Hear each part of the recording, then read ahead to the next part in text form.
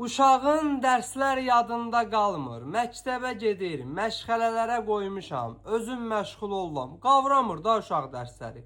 Mən dərs başa sallam, o lal dinməz durub üzümə baxır. Əgər sizdə də vəziyyət belədirsə, uşağı boşu-boşuna üstünə qışqırmayın. O uşaq o dərsi başa düşməyəcək. Bilirsiniz niyə?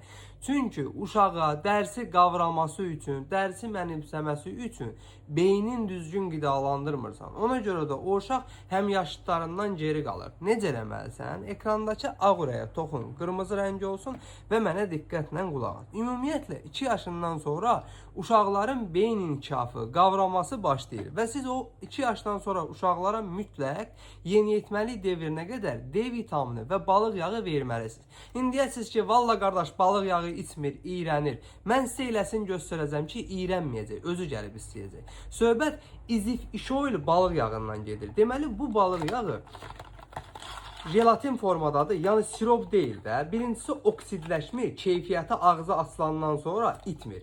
İkincisi də ki, uşaqlar özləri gəlib istəyirlər. Beləncə jelatin formadadır. İnanın ki, çox dadlıdır, meyvə aromalıdır. Uşaq öz gəlir, deyir ki, ondan mənə yenə ver. Və istifadə edildiyi zaman uşağın mərkəzi sinir sisteminin fəaliyyətini yaxşılaşdırır, yaddaşını gücləndirir, qavrama qabiliyyətini yaxşılaşdırır, diqqətini artırır, immunitetini gücləndirir, sümüklərini möhkəmləndirir. Ölkənin bütün apteklərində var. İstifadəsi 2 yaşından başlayaraq mümkündür.